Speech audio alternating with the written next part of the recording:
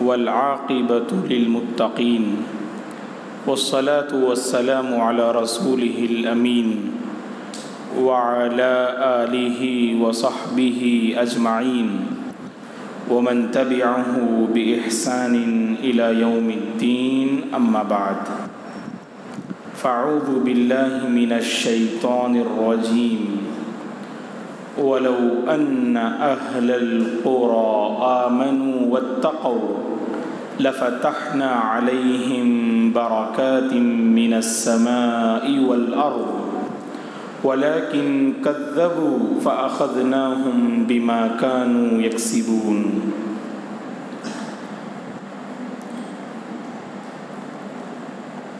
محترم حضرات و خواتین، اللہ تبارک و تعالیٰ کا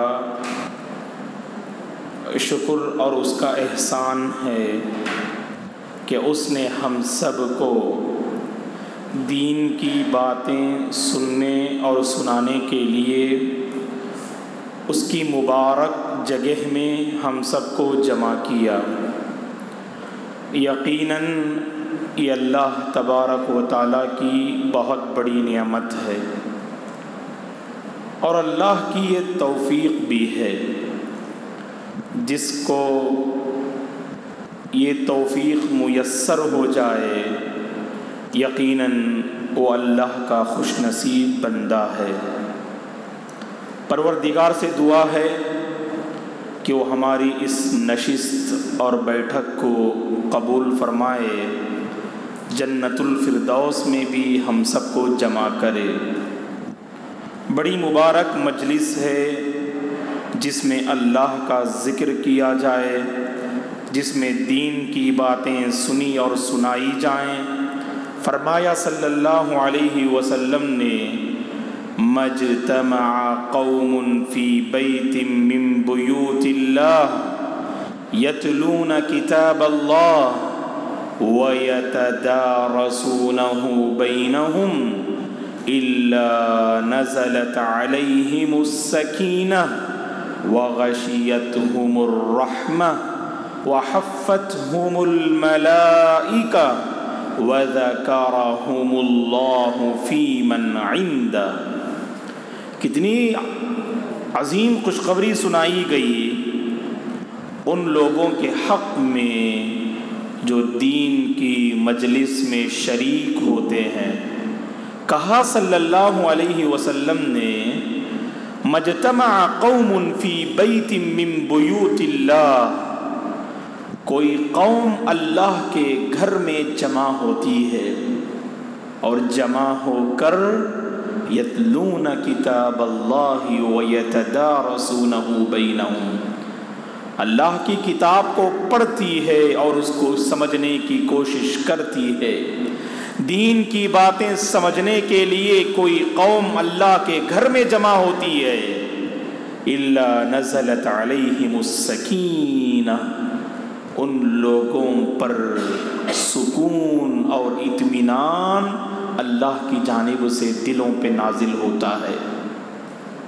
وغشیتہم الرحمہ، اللہ کی رحمت ان لوگوں کو ڈھانپ لیتی ہے۔ فرشتے اس مجلس میں حاضر ہو کر اس مجلس میں حاضر ہونے والوں کو اپنے پروں میں گویا کہ ڈھانپ لیتے ہیں، گھیر لیتے ہیں۔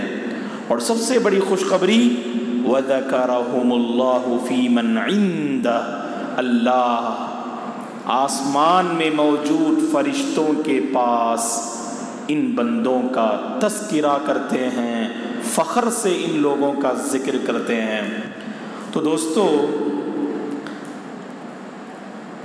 یہ اللہ کی بہت بڑی نعمت ہے کہ ویلور کے اس علاقے میں کتاب و سنت کی ترویج اور اس کی اشاعت کے لیے، صحیح دین کو لوگوں تک پہنچانے کے لیے ایک عظیم مسجد کا افتتاح عمل میں آیا، جس مبارک جگہ میں ہم سب تشریف فرما ہیں، جسے الفلاح جامع مسجد الفلاح کے نام سے ہم جانتے ہیں۔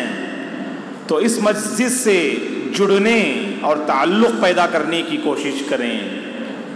اور یہ ایک دین کی مجلس ہے، تو لہٰذا جو احباب حاضر ہوئے ہیں ہم آپ کا شکریہ ادا کرتے ہیں اور دعا کرتے ہیں کہ پروردگار آپ کے مسائل کو حل فرمائے، آپ کی زندگی میں رب ذوالجلال برکت دے، سکون والی، ایمان والی، خشیت والی، صحت والی زندگی ہم میں سے ہر ایک کو رب ذوالجلال نصیب فرمائے. میں خواتین سے بھی گزارش کروں گا کہ اللہ کا کرم ہے، دین کو سیکھنے اور سمجھنے کا ایک موقع آپ کو بھی فراہم کیا جا رہا ہے. معزز خواتین، اس کو آپ ایک سنہرا موقع سمجھ کر اس کی قدر کرنے کی آپ کوشش کریں. اب عموماً خواتین میں اشکال ہوتا ہے کہ ان کے اپنے مخصوص ایام ہوتے ہیں جن میں وہ نمازیں پڑھ نہیں سکتی، روزہ رکھ نہیں سکتی. کیا ایسے دینی پروگرام میں وہ شریک ہو سکتی ہیں؟ تو یقیناً وہ شریک ہو سکتی ہیں. مسجد کے ایک حصے میں آ کر بیٹھ جائیں، نماز نہ پڑھیں لیکن دین کی باتیں وہ سن سکتی ہیں، دین کو سمجھنے کے لیے یہاں پر وہ حاضر ہو سکتی ہیں. لہٰذا مرد احباب سے بھی میں گزارش کروں گا کہ وہ اپنے خواتین کو لے آئیں، اور خواتین سے بھی میں گزارش کروں گا کہ ان کا اپنا جو حلقہ ہے جس میں خواتین ہوا کرتی ہیں تو ان میں ایک بیداری پیدا کریں اور صحیح علم کو حاصل کرنے کے لیے مسجد سے اپنے تعلق کو مضبوط کریں. جیسا کہ آپ احباب جانتے ہیں حضرات و خواتین، جیسا کہ واٹس ایپ اور دیگر سوشل میڈیا میں اس پروگرام کے حوالے سے اعلان نشر کیا گیا کہ آج کا یہ پروگرام جو بعد نماز مغرب تا عشاء جو منعقد ہوگا، اس پروگرام کے لیے ہم نے جو عنوان طے کیا کہ ایک اہم پیغام امت مسلمہ کے نام. دراصل دوستو، مسائل آج کے اس دور میں بہت زیادہ ہیں اور مسائل بہت پیچیدہ بھی ہیں.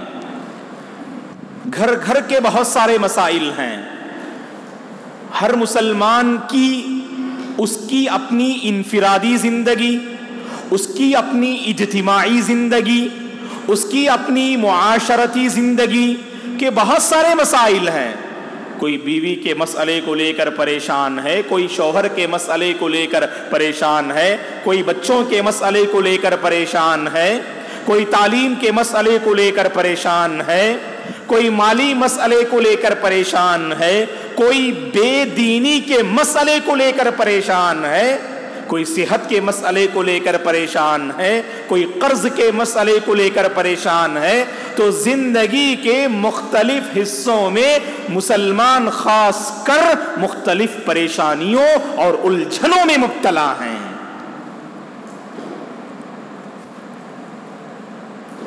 ایسے سنگین حالات میں دوستو، اگر امت مسلمہ کو ہم پیغام دینا چاہیں تو کیا پیغام دیں؟ کس مسئلے کو لے کر ہم بحث کریں اور اس مسئلے کا سلوشن ہم پیش کریں؟ تو اس معاملے پہ جب ہم نے غور کیا تو پتا چلا کہ ایک ایسا پیغام ہم اس وقت اس پروگرام میں آپ حضرات و خواتین کی خدمت میں، اور یہ پروگرام جب سوشل میڈیا میں نشر ہوگا اور جو بھی اس پروگرام کو سنیں گے اور دیکھیں گے ان کی خدمت میں ایک پیغام ہم دینا چاہتے ہیں دوستو. اور یہ ایسا پیغام اگر اس پر سنجیدگی کے ساتھ ہم نے غور و فکر کیا تو اس پیغام کو لے کر ہر مسئلے کا مقابلہ ہم کر سکتے ہیں. اس پیغام کو لے کر ہر پریشانی کا مقابلہ ہم کر سکتے ہیں. اس پیغام کو لے کر ہر مسئلے کا سلوشن ہم ڈھونڈ سکتے ہیں اور نکال سکتے ہیں. دوستو، میری مراد اللہ سے اپنا تعلق مضبوط کر لیں. دوستو، یہی وہ پیغام ہے جو آج کے اس مختصر پروگرام میں آپ حضرات و خواتین کی خدمت میں ہم رکھنا چاہتے ہیں کہ اللہ کے ساتھ ہم اپنے تعلق پر نظر رکھیں. دنیاوی معاملات میں ہمارے اپنے تعلقات ہوتے ہیں، تجارت سے ہمارے تعلقات، کاروبار کے ساتھ ہمارے تعلقات، بیوی بچوں کے ساتھ ہمارے تعلقات، خاندان والوں کے ساتھ ہمارے تعلقات، دوست و احباب کے ساتھ ہمارے تعلقات، عزیز و اقارب کے ساتھ ہمارے تعلقات، لیکن یاد رکھنا اللہ کے ساتھ ہمارا جیسے تعلق ہونا چاہیے ویسا تعلق نظر نہیں آ رہا ہے، جس کے نتیجے میں مختلف قسم کی الجھنوں میں ہم مبتلا ہیں۔ دوستو، اگر ہم مسائل کا حل چاہتے ہیں، اگر ہم مسائل کا مقابلہ کرنا چاہتے ہیں، تو یاد رکھیں کہ اس پیغام کو سمجھیں اور اس پیغام کو اپنی زندگی میں نافذ کرنے اور اس کو لے آنے کی کوشش کریں۔ دوستو، مجھے اور آپ کو اپنے رب کے ساتھ جیسے تعلق ہونا چاہیے اس تعلق میں مضبوطی پیدا کریں۔ اور کیوں پیدا نہ کریں؟ رب ذوالجلال کے ساتھ اپنے تعلق میں مضبوطی، جس نے ہمیں پیدا کیا، جس نے زندگی گزارنے کے سامان مہیا کیا، جس نے کائنات کا ذرہ ذرہ اور مخلوق ہم انسانوں کے لیے پیدا کیا، ایسے پروردگار کی طرف ہم کیوں نہ لوٹیں اللہ کے بندوں اور محترم حضرات و خواتین۔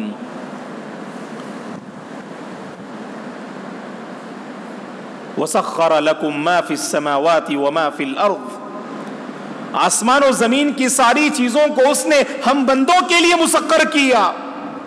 اللہ تعالی ہماری عزت کرتا ہے دوستو، وَلَقَدْ كَرَّمْنَا بَنِي آدَمَ وَحَمَلْنَاهُمْ فِي الْبَرِّ وَالْبَحْرِ، اللہ نے 15ویں پارے میں کہا ہم نے انسان کو عزت دی۔ اللہ اکبر، عزت دینے والا پروردگار ہے، اور جس کو وہ ذلیل کر دے کوئی عزت دینے والا نہیں، اور جس کو وہ عزت دے کوئی ذلیل کرنے والا نہیں۔ مالک الملک تؤتی الملک من تشاء وتعز من تشاء وتذل من تشاء، بادشاہوں کا بادشاہ ہے وہ، جسے چاہے وہ اقتدار دیتا ہے، جسے چاہے وہ کرسی عطا کرتا ہے، جسے چاہے وہ منصب پہ فائز کرتا ہے، جسے چاہے وہ عزت دیتا ہے، اور جسے چاہے وہ ذلت سے دوچار کرتا ہے۔ ایسا پروردگار ہے ہمارا۔ وَفَضَّلْنَاهُمْ عَلَى كَثِيرٍ مِّمَّنْ خَلَقْنَا تَفْضِيلًا، اللہ نے 15ویں پارے میں کہا اللہ کی بے شمار مخلوقات ہیں اس کائنات میں، اس بے شمار مخلوقات پر اللہ نے اگر کسی مخلوق کو فضیلت دی، اگر کسی مخلوق کی اللہ نے کسی مخلوق کو عزت دی تو وہ انسان ہیں دوستو، ہم بندے ہیں۔ یا ایھا الانسان ما غرک بربک الکریم، 30ویں پارے میں اللہ نے سورہ انفطار میں کہا اے انسان کس چیز نے تجھے دھوکے میں مبتلا کر رکھا؟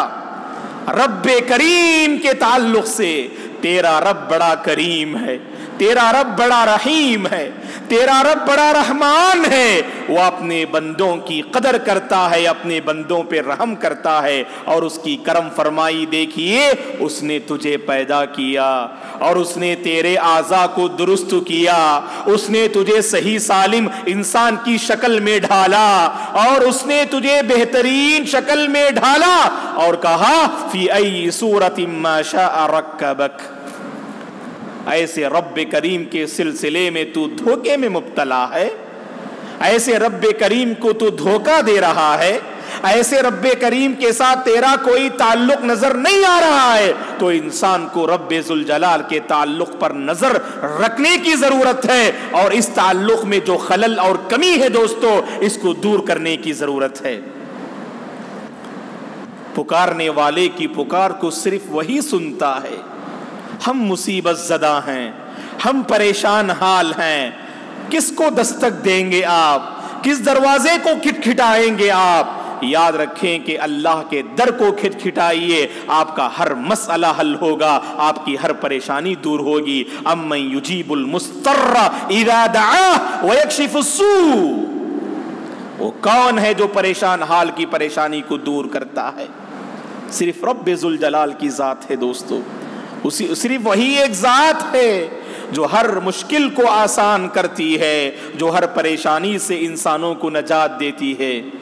امام ابن قیم رحمت اللہ علیہ فرماتے ہیں امام ابن قیم رحمۃ اللہ علیہ فرماتے ہیں اذا اصبح العبد وامسى وليس همه الا الله وحده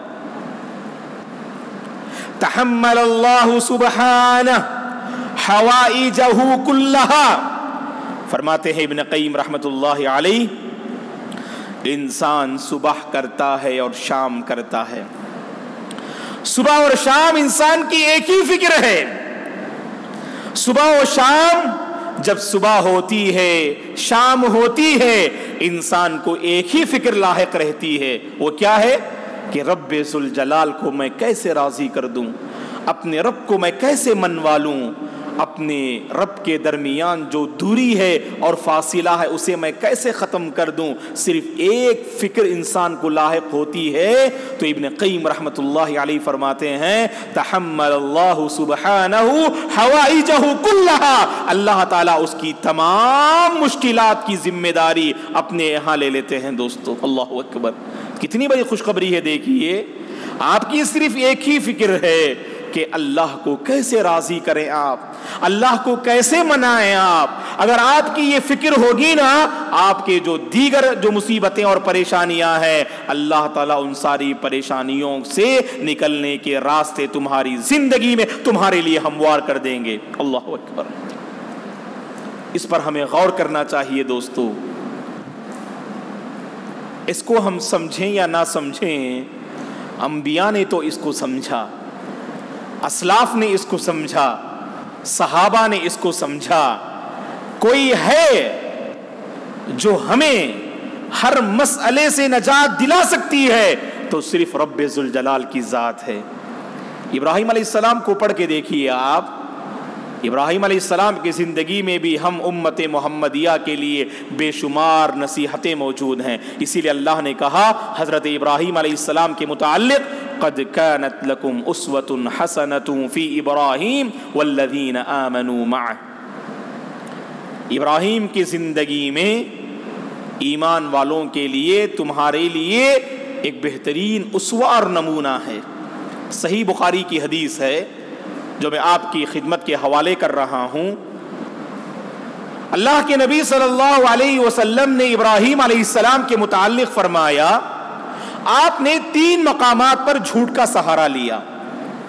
وہاں پر آپ نے سچ کہنے کے بجائے ابراہیم علیہ السلام نے 3 مقامات پہ جھوٹ کا سہارا لیا. پہلے مقام کا آپ صلی اللہ علیہ وسلم نے ذکر کیا جب قوم والوں نے ابراہیم علیہ السلام کو تہوار میں شریک ہونے کی دعوت دی تو آپ اس بتوں کے تہوار میں شریک نہیں ہونا چاہتے تھے. اسی لیے آپ نے کیا بہانہ بنایا؟ انی سقیم. قوم والوں سے کہا کہ بے شک میں بیمار ہوں، شریک نہیں ہو سکتا ہوں. حالانکہ صحت مند تھے، شریک ہو سکتے تھے، لیکن اللہ تعالیٰ یاد رکھیں دوستو اپنے انبیاء کی بچپن ہی سے حفاظت کرتا ہے. اپنے انبیاء کی بچپن ہی سے حفاظت کرتا ہے کیونکہ وہ رول ماڈل ہیں امت کے لیے، قوم کے لیے وہ رول ماڈل ہیں. کہیں ان سے کوئی ایسی حرکت سرزد نہ ہو جائے کہ آگے چل کر امت انگلی سے اشارہ کر کے کہے تم نے بھی تو ایسا معاملہ کیا تھا ماضی میں. تو اسی لیے اللہ تعالیٰ نے اپنے ہر نبی کی حفاظت کی، خاص کر شرک و بت پرستی سے. تو کہا ابراہیم علیہ السلام نے انی سقیم، میں بیمار ہوں. اور دوسرا جو جھوٹ انہوں نے جس کا سہارا لیا، قوم والے تہوار کے لیے نکل پڑے اور بستی میں صرف آپ تنے تنہا تھے. گئے آپ بت خانے کے پاس جہاں بہت سارے بت رکھے ہوئے تھے. آپ نے کلہاڑی لی اور سارے بتوں کو آپ نے جو ہے نیچے گرا دیا اور ان بتوں کا جو سب سے بڑا بت تھا اس بت کے گلے پر آپ نے کلہاڑی لٹکا دیا. قوم والے جب تہوار سے واپس آتے ہیں اور بت خانے کے پاس جاتے ہیں اور عجیب و غریب حال دیکھتے ہیں اپنے بتوں کا کہ سارے بت پڑے ہوئے ہیں، صرف بڑا بت ہے جس کی گردن پہ کلہاڑی لٹکی ہوئی ہے. تو آپس میں گفتگو کرنے کے بعد جب نتیجے پہ پہنچتے ہیں ہو نہ ہو کہ ابراہیم نے یہ معاملہ کیا ہو تو ابراہیم علیہ السلام کو طلب کیا جاتا ہے. تو آپ سے جب سوال کیا جاتا ہے آپ نے جواب دیتے ہوئے کہا بل فعلہ کبیرہم ھذا فاسألوہم ان کانوا ینطقون، میں نے کچھ نہ کیا، اگر کیا ہے اس بڑے بت نے کیا ہے، اگر تمہیں ڈاؤٹ ہے تو اس بڑے بت سے پوچھو، اگر یہ بات کرنے کی طاقت اپنے اندر رکھتا ہے تو تم اس سے بات کر کے دیکھو اور اس سے پوچھ کے دیکھو۔ تو وہاں پر بھی آپ نے جھوٹ کا سہارا لیا۔ دراصل اس جھوٹ کی آڑ میں ابراہیم علیہ السلام قوموں کے ذہنوں کو اپیل کر رہے تھے۔ آپ یہ ایسے لاچار اور بے بس ہیں جن سے تم مانگتے ہو وہ اپنی حفاظت کر نہیں سکتے، تمہاری کیا کر حفاظت کر پائیں گے؟ اف لکم ولما تعبدون من دون اللہ، اف ہے تم پر اور تمہارے ان معبودوں پر جن کو تم اللہ کو چھوڑ کر دوسروں کی پرستش کرتے ہو۔ یاد رکھیں دوستو، توحید اور ایک اللہ کے ساتھ ہمارا جو تعلق ہے نا، یہ اللہ کی بہت بڑی نعمت ہے دوستو۔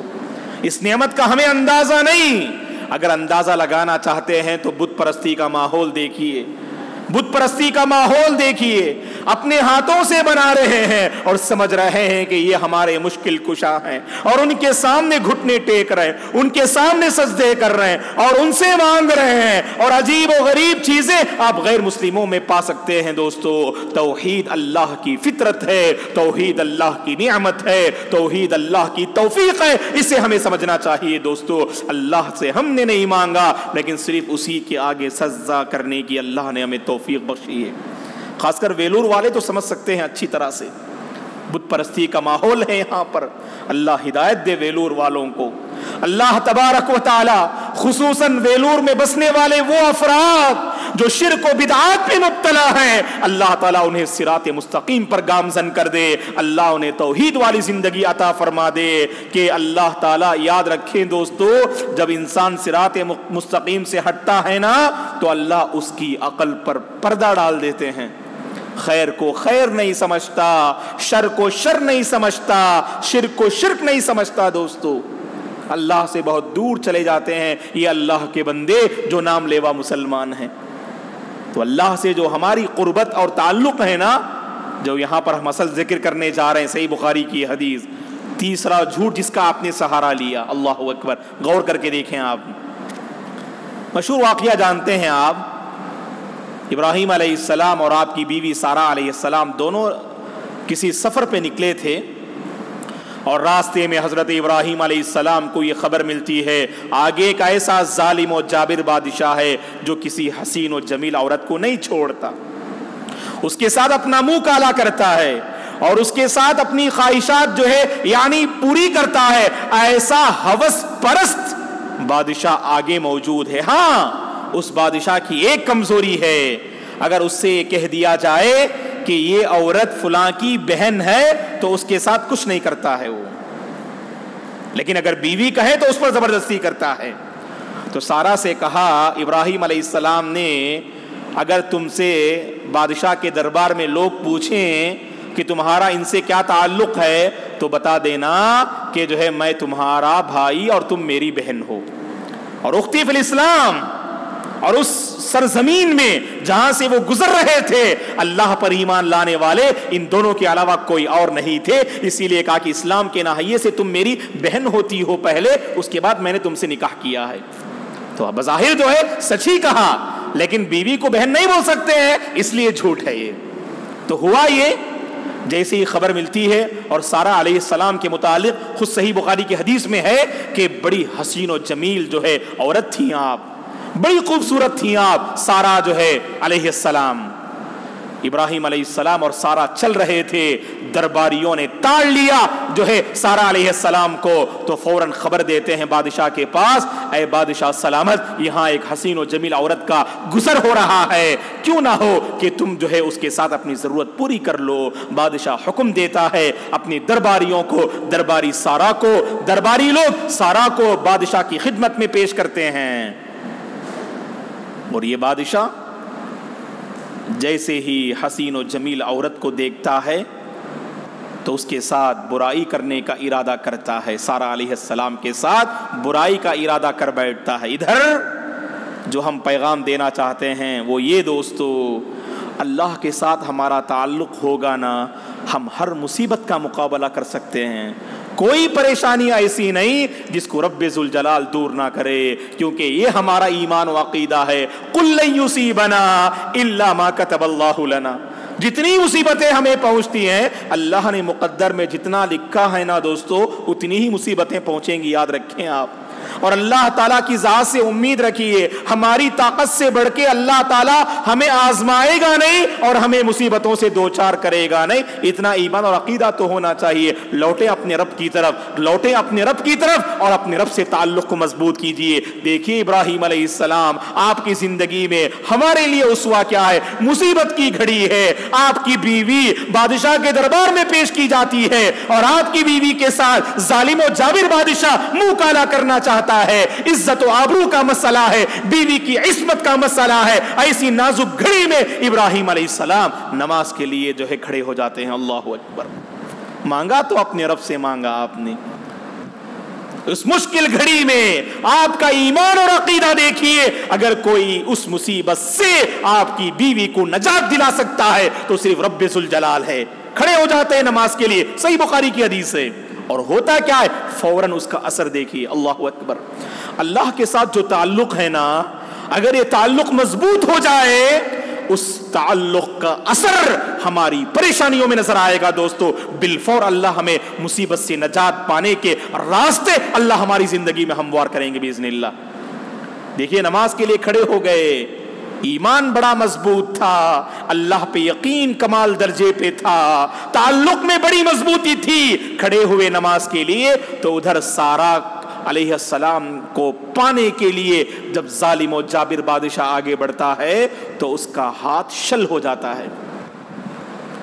وہ سمجھتا ہے یہ تو کچھ کرامت والی عورت نظر آ رہی ہے، یہ تو کوئی اللہ کی نیک بندی نظر آ رہی ہے۔ فوراً اس نے کہا، صحیح بخاری کی حدیث، ادعو اللہ، کیا ایسا عورت تم اللہ سے دعا کرنا کہ وہ میرے ہاتھ کو ٹھیک کر دے، ولا اضرکی، اور میں تجھے کسی طرح کا کوئی نقصان نہیں پہنچاؤں گا۔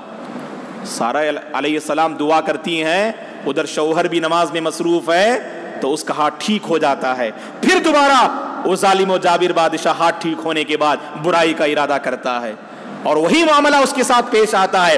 دوسری مرتبہ بھی اس کا ہاتھ شل ہوتا ہے، پھر وہ منت سماجت کرتا ہے سارہ علیہ السلام سے کہ اللہ سے دعا کرو میرے ہاتھ ٹھیک ہو جائے، اس کے بعد میں تمہیں کسی قسم کا نقصان جو ہے نہیں کروں گا۔ اور دوسری مرتبہ بھی ہاتھ ٹھیک ہوتا ہے، تیسری مرتبہ پھر دوبارہ آگے بڑھتا ہے، اس مرتبہ بھی اس کا ہاتھ شل ہو جاتا ہے۔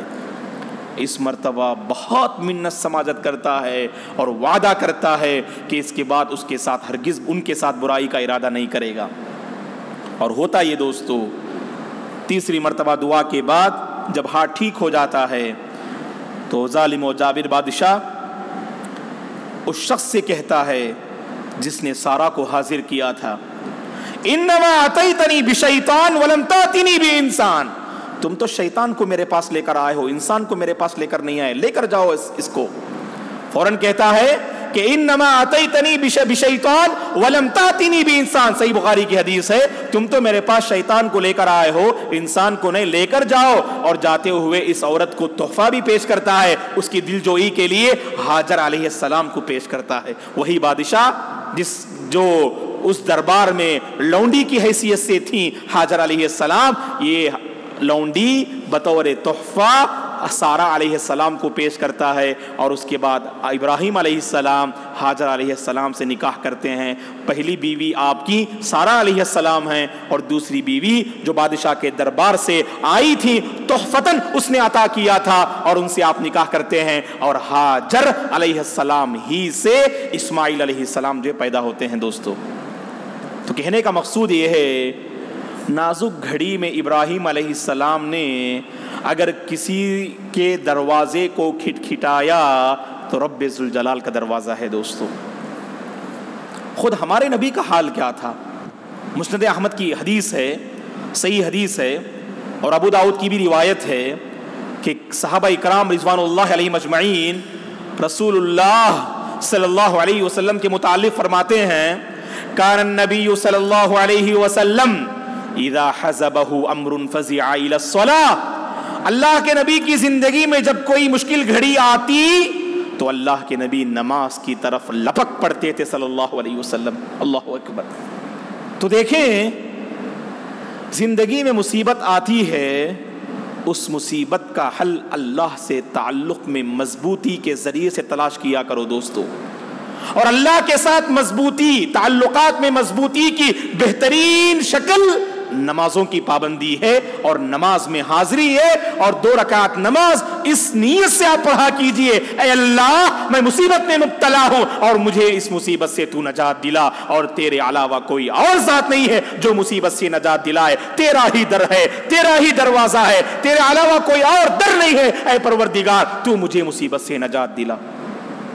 تو دوستو انبیاء نے اس حقیقت کو سمجھا. اسی لیے آپ دیکھ لیجئے یونس علیہ السلام کے بارے میں ہم جانتے، مچھلی کے پیٹ میں آئے تو انہوں نے اپنے تعلق کو مضبوط کیا اللہ سے اور کہا لا الہ الا انت سبحانک انی کنت من الظالمین. اور ایوب علیہ السلام جب بیماری میں مبتلا کیے گئے آپ نے کہا رب انی مسنی الضر وانت ارحم الراحمین، اے اللہ مجھے برائی لاحق ہوئی ہے لہذا تو رحم کرنے والوں میں سب سے بہترین رحم کرنے والا ہے.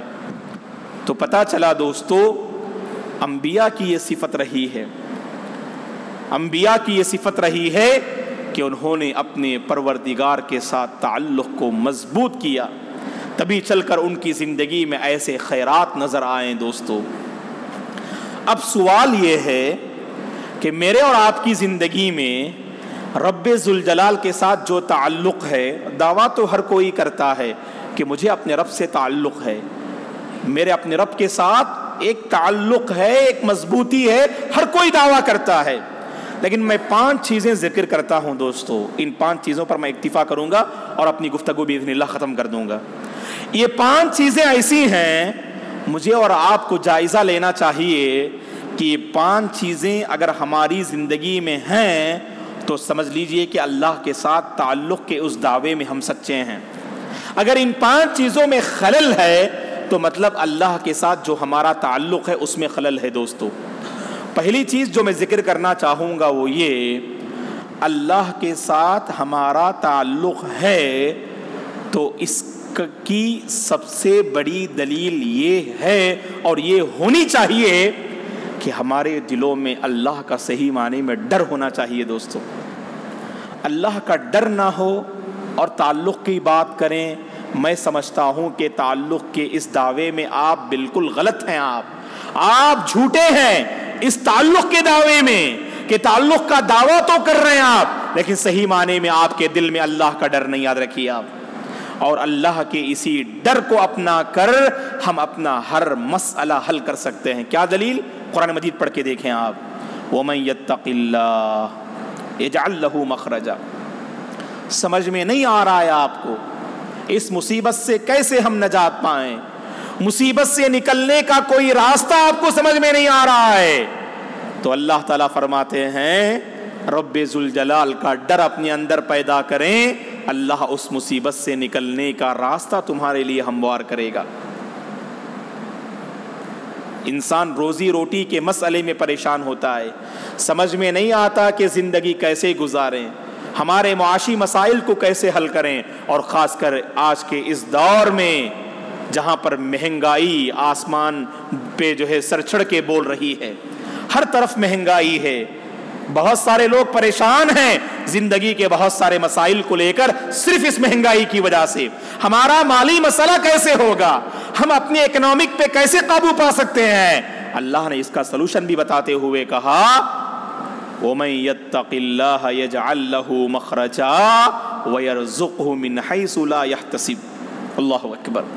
اللہ کا تقوی اختیار کریں، اللہ تعالیٰ اس مالی مسئلے سے نجات پانے کا راستہ تمہارے لیے ہموار کرے گا اور ایسے مقام سے تمہیں روزی عطا کرے گا جہاں تم وہم و گمان بھی نہیں کر سکتے ہو. دوستو امام ابن کثیر رحمۃ اللہ علیہ نے اس آیت کی تفسیر میں لکھا ہے وہم و گمان بھی نہ کر سکو گے، ایسے راستے سے تمہیں اللہ روزی عطا کرے گا. اس کا مطلب کیا ہے؟ اس کا مطلب یہ ہے انسان کو روزی ایسے راستے سے، جائز راستے سے، حلال راستے سے اللہ عطا فرمائیں گے اس راستے کے بارے میں اسے تصور بھی نہ تھا کہ اسے ایسا جاب ملے گا اور ایسی سیلری اس کو ملے گی اور ایسی روزی اسے ملے گی، تصور بھی نہیں کر سکتا۔ اچانک آپ کے لیے وہ سارے راستے ہموار ہو گئے۔ کئی لوگ ترس رہے ہیں اس جاب کے لیے، لیکن اللہ نے آپ کے لیے اس جاب کو آسان فرما دیا۔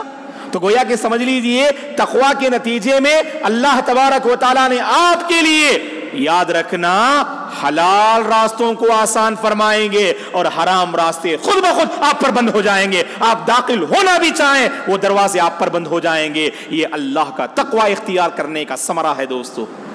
ورنہ دیکھیے آپ آج کے اس دور میں سمجھتا ہوں کہ مال کمانا کوئی مشکل کام نہیں ہے، مال کمانا بہت آسان ہے۔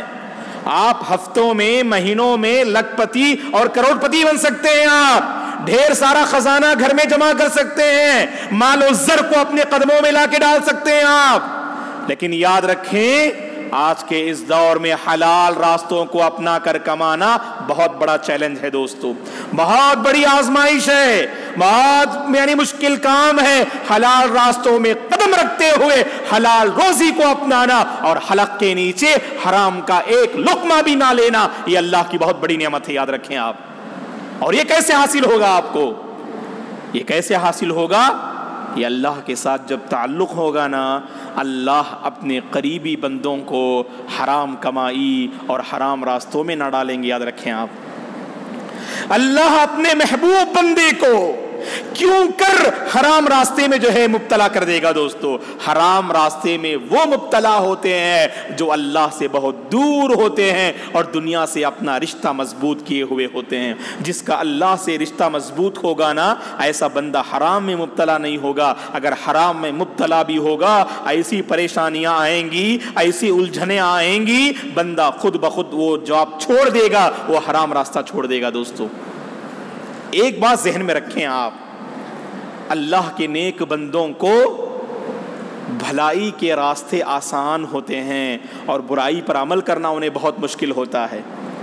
کبھی ارادہ بھی کیا نا اللہ کے نیک بندے برائی کرنے کا، اگر ان لوگوں نے ارادہ بھی کیا نا، کوئی نہ کوئی بہانہ آئے گا اور برائی نہیں کر سکتے ہیں وہ۔ اللہ اکبر، یہ اللہ کی طرف سے مدد ہوتی، یاد رکھیے آپ۔ یہ نیک بندوں کی پہچان ہے، آپ کا رب ذوالجلال سے تعلق ہے، آپ کے دل میں اللہ کا صحیح معنی میں ڈر ہے، یاد رکھیں آپ پر برائی کے دروازے بند ہو جائیں گے اور خیر کے دروازے آپ پہ کھل جائیں گے۔ آپ اللہ سے دور ہیں، جاننا چاہتے ہیں آپ، یوں سمجھ لیجئے آپ پر برائی آسان سے آسان ہوتے جا رہے ہیں، مواقع مل رہے ہیں آپ کو، قدم قدم پر موقع مل رہا ہے رب کو ناراض کرنے کا، قدم قدم پر موقع مل رہا ہے حرام کمائی کو اختیار کرنے کا۔ آپ کو ایسے مواقع مل رہے ہیں آپ کی زندگی میں کہ آپ حرام چیزوں کو اپنائیں، اللہ کی محرمات کو دیکھیں اور اپنے آپ کو بھلائی سے دور رکھیں آپ۔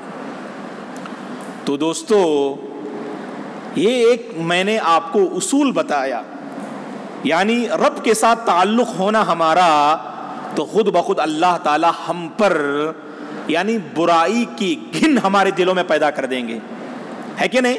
اللہ کے بعض بندے دیکھیے ایسے متقی ہوتے ہیں، کبھی برائی کا موقع ملے یا برائی کو دیکھتے ہیں تو خود بخود ان کے دل انہیں ایسا پریشان اور مجبور کرتے ہیں اور ایسا گھن ان کی طبیعت میں پیدا ہوتا ہے کہ نفرت ایسی پیدا ہوتی ہے کہ خود بخود اس سے جو دور رہتے ہیں دوستو۔ اللہ اکبر، اللہ کی بہت بڑی نعمت اور توفیق ہے، یاد رکھیں آپ، ہے کہ نہیں؟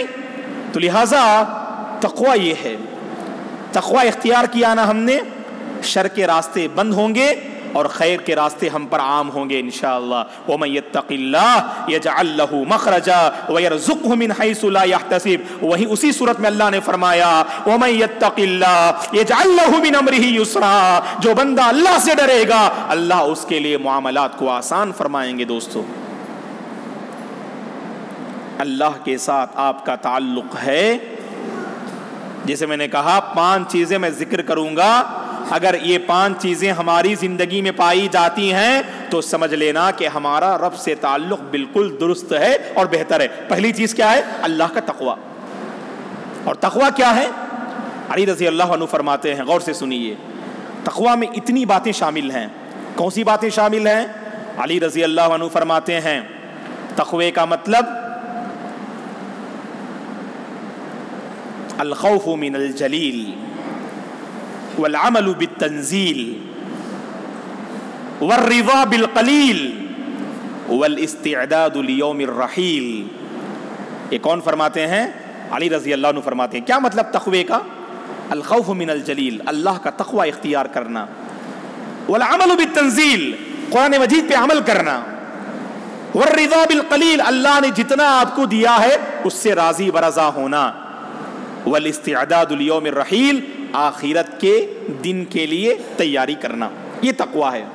اور تقوی کا مفہوم ایک اور جو ہے شاعر کس قدر بہترین انداز میں جو ہے واضح کر رہے ہیں. دیکھیے ایک شاعر فرماتے ہیں، عربی شاعر، تقوی کا مطلب خل الذنوب صغیرها وکبیرها ذاک التقى وعمل کماش فوق ارض الشوك يحذر ما يرى لا تحقرن صغیرة ان الجبال من الحصى.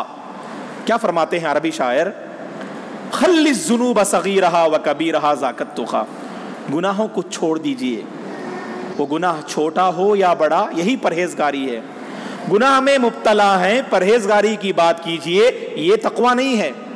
گناہوں سے اپنے دامن کو بچانا، خواہ وہ چھوٹا گناہ ہو یا بڑا گناہ، یہ اصل پرہیزگاری ہے. اور آگے فرماتے ہیں زندگی کیسے گزارے ہم؟ ایک متقی انسان زندگی کیسے گزارتا ہے؟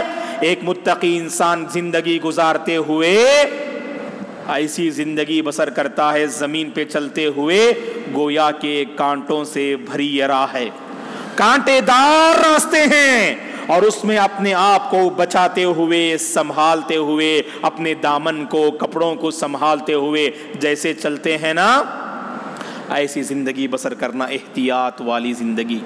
اللہ اکبر. یہی تقوی ہے دوستو. آج ہماری زندگی کیا ہے؟ معاف کیجئے گا، بے احتیاط. کسی میں احتیاط نہیں.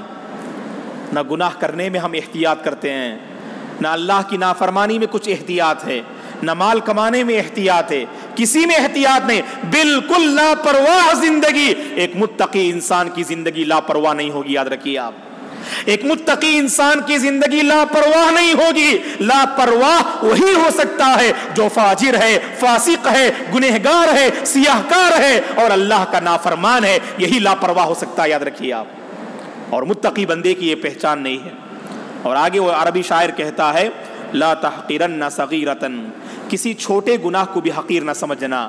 کیوں؟ یہ پہاڑ جو آپ کو نظر آ رہے ہیں دراصل چھوٹی چھوٹی کنکریوں سے بنے ہیں. یہ چھوٹے چھوٹے پتھروں کے ذرات سے یہ بلند و بالا پہاڑ تمہیں نظر آتا ہے. چھوٹے گناہ کو حقیر نہ سمجھنا، یہی چھوٹے گناہ تمہارے نام اعمال میں پہاڑ برابر ثابت ہوں گے، یاد رکھیے آپ.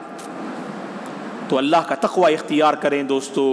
اس کا فائدہ کیا ہوگا سن لیجیے. بھی ابتدا میں نے آپ کے سامنے ایک آیت کریمہ تلاوت کی جس میں اللہ تعالیٰ فرماتے ہیں وَلَوْ أَنَّ أَهْلَ الْقُرَىٰ آمَنُوا وَاتَّقَوْا لَفَتَحْنَا عَلَيْهِمْ بَرَكَاتٍ مِّنَ السَّمَاءِ وَالْأَرْضِ وَلَكِنْ كَذَّبُوا فَأَخَذْنَاهُمْ بِمَا كَانُوا يَكْسِبُونَ. اللہ تبارک و تعالیٰ پر اگر بستی کے رہنے والے صحیح معنی میں ایمان لاتے اور اللہ سے ڈرتے صحیح معنوں میں، تو اللہ تعالیٰ ان بستی والوں پر آسمان و زمین سے برکتوں کے دروازے اللہ کھول دیتے. اللہ اکبر.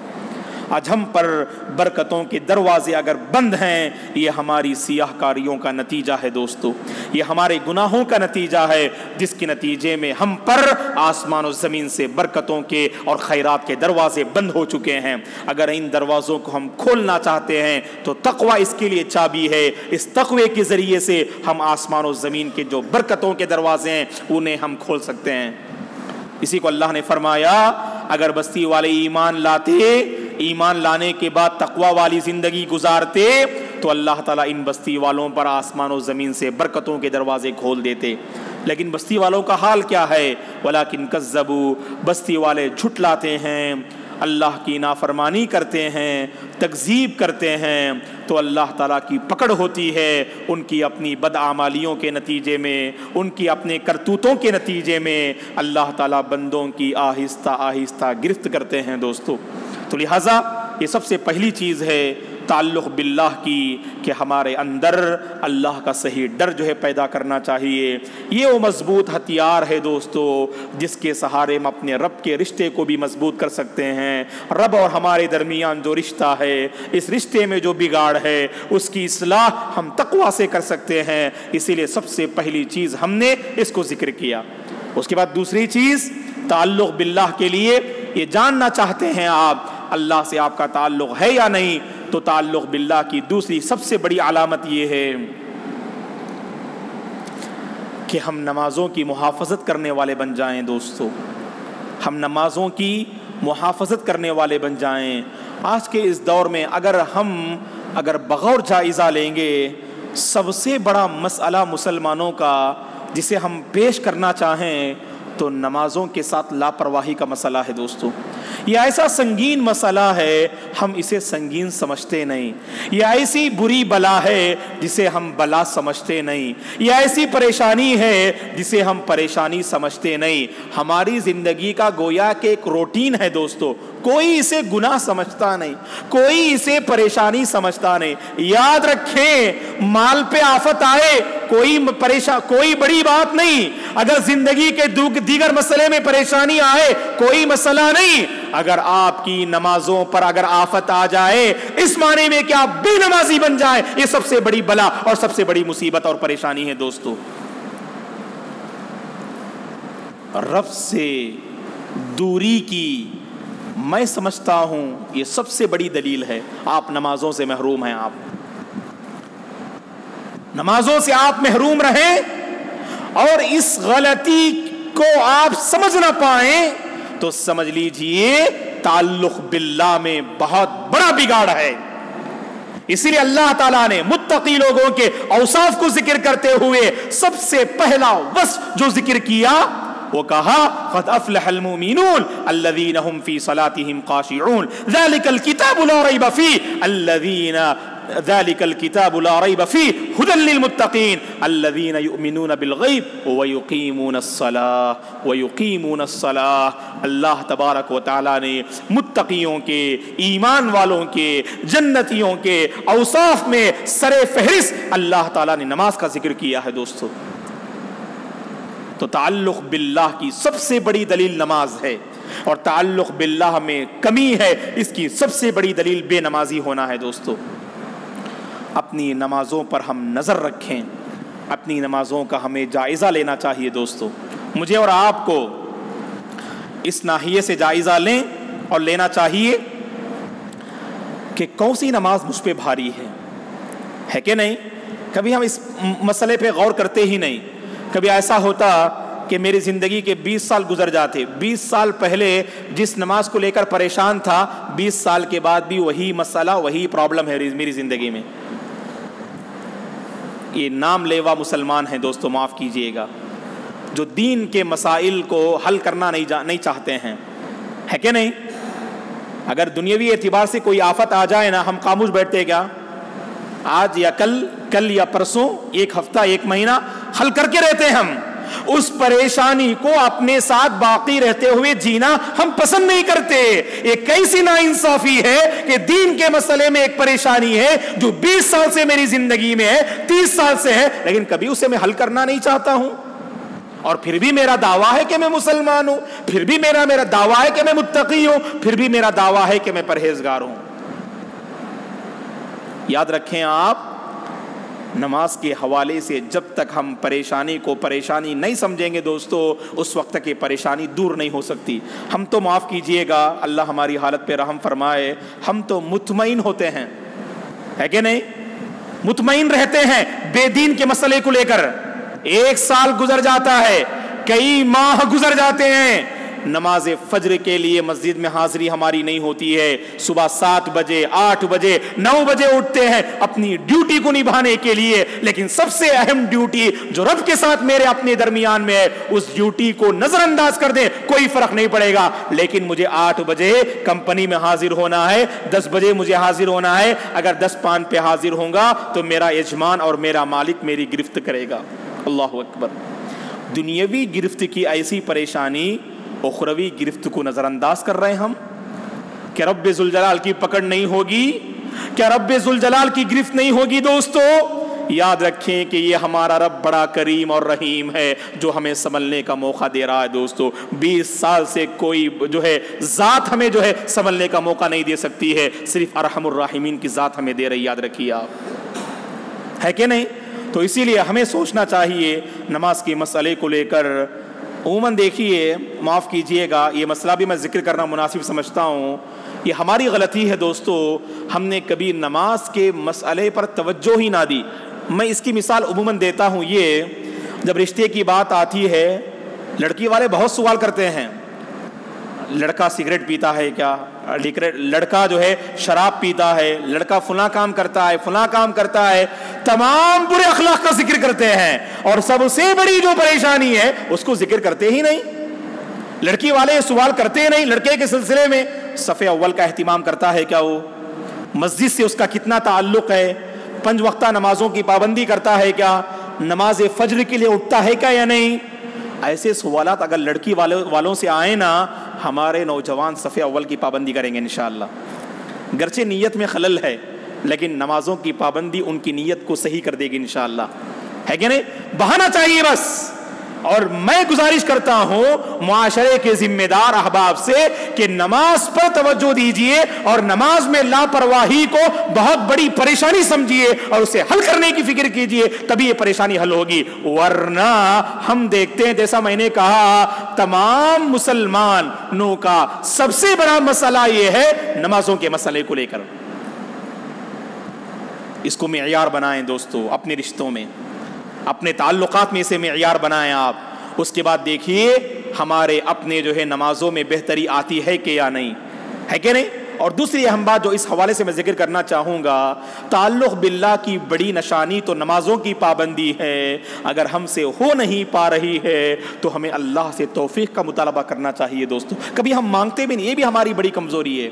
پیسے پہ آفت آئی تو فوراً مانگ لیتے، تجارت پہ پریشانی آئے تو فوراً مانگتے اللہ سے، اور اللہ تعالیٰ بھی ہماری وہ پریشانی کو دور کر دیتا۔ مانگا اللہ نے دے دیا، اللہ کی یہ سنت ہے۔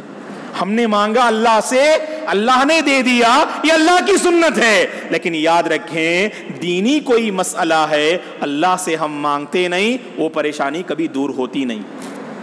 اللہ سے مانگ کے دیکھیں، اس کے بعد خود بخود آپ کا دل نماز کی طرف لپک پڑے گا، بے چین رہیں گے آپ نماز کے وقت میں، آپ کے دل میں ایک بے چینی رہے گی، آپ سمجھ نہیں پائیں گے، ارے میں تو بالکل صحیح سالم ہوں نا، کوئی جسمانی اعتبار سے پریشانی تو نہیں، ماشاءاللہ سب ٹھیک ٹھاک چل رہا ہے، پھر بھی میرا دل کیوں مطمئن ہے، کیوں بے چین ہے؟ دیکھا تو نماز کا وقت ہے، اللہ اکبر۔ آپ کے دل آپ کو آمادہ کریں گے، آپ کا ضمیر آپ کو آمادہ کرے گا۔ معزز خواتین، نماز کے سلسلے میں جو لاپرواہی، معاف کیجئے گا، گھروں میں برتی جاتی ہے، اس پریشانی کو پریشانی سمجھنے کی کوشش کریں اللہ کی بندیوں۔ معزز خواتین، سمجھو اس پریشانی کو، اور میں سمجھتا ہوں اگر خواتین اس معاملے میں پہل کریں، ہمارے مرد حضرات بھی نمازی بن سکتے ہیں، یاد رکھیں آپ، ہے کہ نہیں؟ خواتین کو پہل کرنا چاہیے، اور خواتین جہاں ماشاءاللہ اپنے مرد حضرات میں جہاں خلل اور کمی دیکھتی ہیں، اگر چہرے میں کوئی خلل آئے تو پیار سے کہتی ہیں کہ اس کی اصلاح کر لو، تو کر لیتے ہیں۔ آپ نے اگر پیار و محبت سے کوئی بات کہیں تو مرد حضرات اسے دل و جان سے اپناتے ہیں۔ اگر آپ نے معزز خواتین نمازوں کی پابندی کی اور اپنے گھر میں رہنے والے مرد حضرات کو، بچوں کو، نوجوانوں کو اگر آپ نے نماز پہ ابھارا، اللہ کی ذات سے امید رکھیے ہمارے مرد حضرات باذن اللہ نمازوں کے پابند ہوں گے، نمازوں کی محافظت کرنے والے بنیں گے، اور اس نمازوں کی محافظت کے ذریعے سے تعلق باللہ کا سب سے بڑا ثبوت دیں گے انشاءاللہ۔ تو دوستو، تعلق باللہ کی سب سے بڑی دلیل نمازوں کی پابندی ہے، اس پر ہمیں توجہ دینی چاہیے۔ اور تیسری چیز جو میں ذکر کرنا چاہتا ہوں آج کے اس جو ہے یعنی موضوع کے تحت، یعنی ہمارا اللہ کے ساتھ جو تعلق ہے، اس تعلق کا اگر ہم جائزہ لینا چاہتے ہیں، جیسا کہ میں نے کہا، یہ 5 چیزیں ہمارے اندر ہونی چاہیے۔ ایک تقویٰ ہے، للہیت ہے، اللہ کا ڈر ہے، اور دوسرا نمازوں کی پابندی ہے، اور تیسرا ہے دوستو اللہ کے ساتھ ہمیشہ اچھا گمان رکھیے۔ یہ آپ کے رب کے ساتھ مضبوط تعلق کی دلیل ہے، یاد رکھیے آپ۔ وہی بندہ اللہ سے مایوس ہوتا ہے، وہی بندہ اللہ کے سلسلے میں نامناسب جملے کہتا ہے، وہی بندہ اللہ سے بدظن ہوتا ہے جو اللہ سے دور ہے. یاد رکھیں آپ، کیونکہ ہم دیکھتے ہیں اللہ اپنے بندوں کو آزماتے ہیں. آزمائش کی گھڑی میں ہم اللہ کے سلسلے میں کچھ نامناسب باتیں کہہ بیٹھتے ہیں. پریشانی آئی کہ اللہ کو میرے گھر کے علاوہ کوئی گھر نہیں ملا، اللہ کو میری بیوی کے علاوہ کوئی اور بیوی نظر نہیں آئی، اللہ کو میرے بچوں کے علاوہ کوئی اور بچے نظر نہیں آئے، اللہ کو میری تجارت اور کاروبار پراپرٹی کے علاوہ کوئی اور پراپرٹی نظر نہیں آئی. نعوذ باللہ، پتہ نہیں مسلمان کیا کچھ کہہ بیٹھتے ہیں مصیبتوں جو ہے پریشانی کے موقع پر. اللہ کے ساتھ اچھا گمان رکھیے، ہمیشہ اچھا گمان رکھیں گے نا اللہ کے ساتھ، اللہ بہت جلد آپ کو اس پریشانی سے نجات دیں گے. ہے کہ نہیں؟ یعقوب علیہ السلام اللہ سے بدظن ہوئے کیا؟ جب یوسف علیہ السلام کو بھائیوں نے کنویں میں ڈال دیا. بڑی محبت کرتے تھے اپنے بیٹے یوسف علیہ السلام سے. اور اسی طرح بنیامین جو آپ کے ایک اور بیٹے تھے جس کو انہوں نے مصر میں جو کھو دیا، اس معنی میں کہ حضرت یوسف علیہ السلام ہی نے ان کو اپنے پاس رکھا. دو آزمائشیں آپ کی زندگی میں آئی، لیکن آپ نے صبر کیا، آپ نے واویلا نہیں مچایا، آپ نے شکوے شکایات نہیں کیے، آپ نے اللہ سے جو ہے بدظن ہونے کا ثبوت بھی نہ دیا، بلکہ اللہ نے قرآن مجید میں کہا وَلَا تَيْأَسُوا مِن رَّوْحِ اللَّهِ انہو لا ییأس من روح اللہ الا القوم الکافرون. اللہ کی ذات سے مایوس نہ ہونا، اللہ کی ذات سے مایوس نہ ہونا. اللہ کی ذات سے وہی مایوس ہوتے ہیں جو کافر ہیں، ناشکرے ہیں، سیاہ کار ہیں، نافرمان ہیں. یہی بندے اللہ سے نا امید ہوتے ہیں. دوستو ابھی بھی امید رکھیے. اذان دے دیں گے؟ ہاں جی دے دیجئے. اذان کے لیے وقفہ دیا جا رہا ہے، اذان کا جواب دیجئے. جزاکم اللہ خیرا. چاہیں تو ویڈیو کو پاز کر دیجئے.